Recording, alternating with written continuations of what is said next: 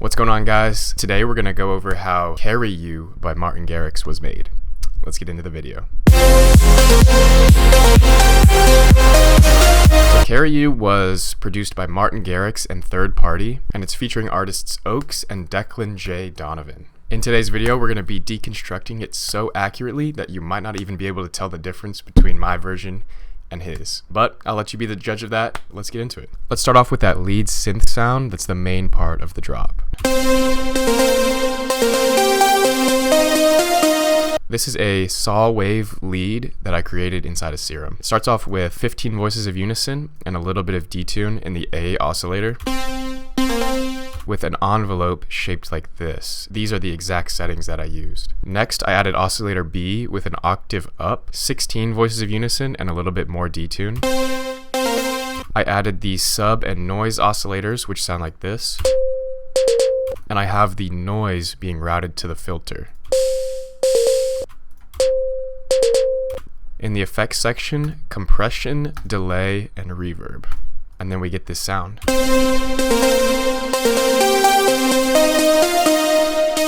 The next thing I did was layer it with a Nexus preset. It's called Orchid Drops. If you've ever made progressive house, you probably know this preset.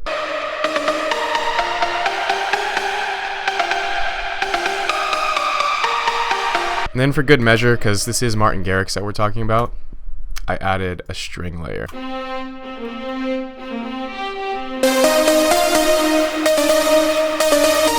Next up, we have the chords. They sound like this.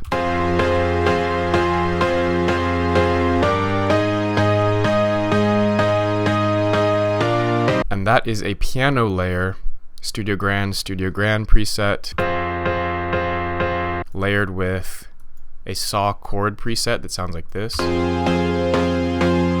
2 saw waves, sub oscillator turned on. This time the envelope looks like this. In the effects section, some multiband compression, a filter, and an EQ cutting out the very lows. And this envelope is modulating the filter right here. So you just drag that over and pull this down. Now all together we've got this.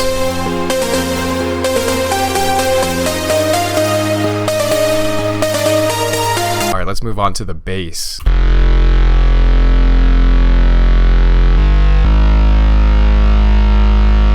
That consists of a sub bass layer, which is just a sine wave. Super simple there. The mid bass right here is a silent layer from a Sticks preset bundle. Sounds like this.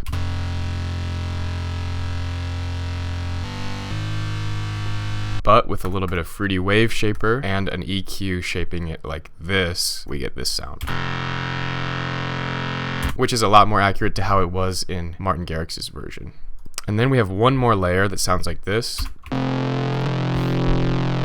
This is just Serum, 2 saw waves, 2 octaves down, 1 octave down. Oscillator B has 2 voices of unison.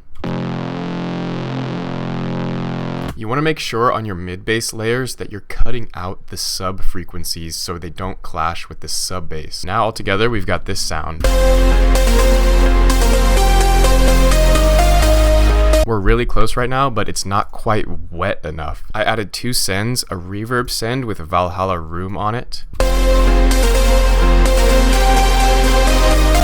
and a delay send.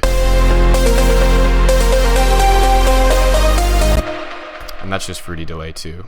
For the drums, we're going Cashmere samples because Martin Garrix loves to use Cashmere samples. We are going with Cashmere Punchy Kick 18. It's in volume 2. So I added this EQ to kind of boost the lows a little bit, take out some 1K, and add a little bit more top. So without the EQ, it sounds like this.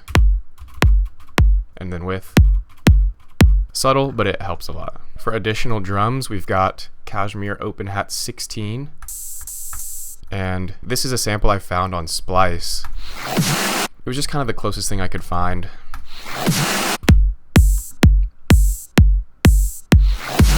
And then Martin Garrix loves his white noise, so we added Cashmere Sweep Down 1, which repeats throughout the drop, and then Cashmere Sweep Down 02 Clean.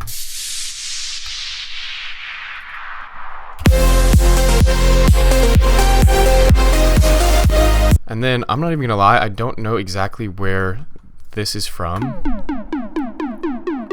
It just happened to be in one of my folders.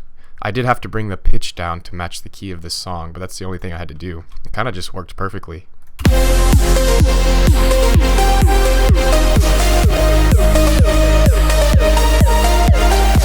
One of the most important things to get that professional Martin Garrix sound is going to be the mixing aspect.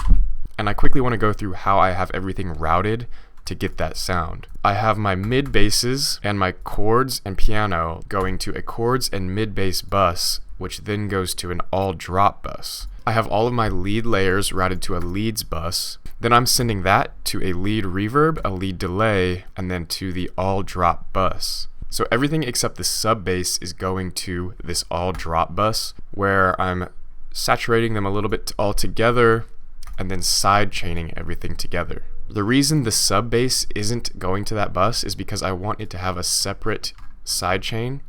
So I did it manually with a balance to give it a much stronger curve. The reason I created a separate send for reverb and delay for the leads is that way, well, one, I don't have to go and put a reverb on each lead layer and a delay on each lead layer, and I can also send it to the all drop so I know it's getting side chained properly with everything else. A really cool trick that I like to do to get my leads to really stand out and punch through the mix, it's very similar to parallel compression if you've ever used that technique, but what I do, I take the main lead sound, which is this, duplicate it to its own channel, and then in this case I'm changed it a little bit. I reduced the detune a little bit to make it more like mono and in the middle. Then I took the reverb and delay off to make it completely dry, and then completely squash it and annihilate it with a fruity wave shaper. And that sounds like this. You see how it's like clipped to all hell right here? Then I just blend that signal back in with everything else.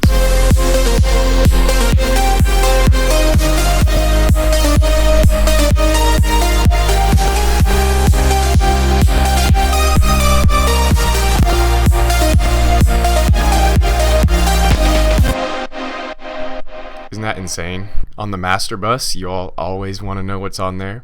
A little bit of EQ, just giving the song a little bit more weight to it, and cutting out 2500 because it was a little much right there. And then Martin Garrix uses ozone, so that's what we're gonna do. I added the imager to increase the width of everything, and then I added the multiband compressor, mostly heavily compressing the upper mids, a little bit of the low mids as well. Didn't touch the highs, and then some slight compression on the lows. Without.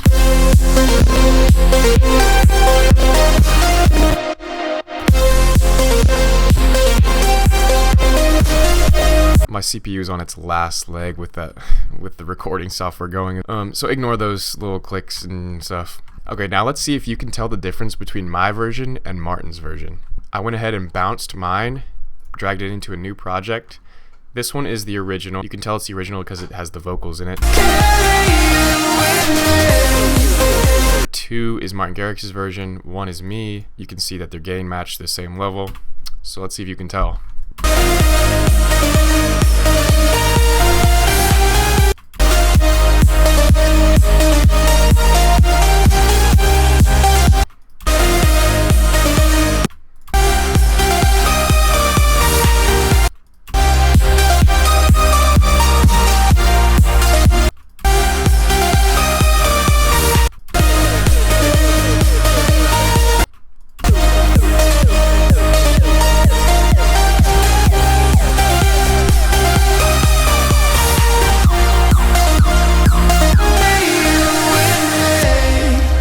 I think that was pretty close. Then, let Martin know if he needs any ghost production services, as I got him. Also, I have an announcement. I just dropped my very own website where I released 3 brand new Vital preset packs as well as a free Future Bounce starter kit that includes a free FLP.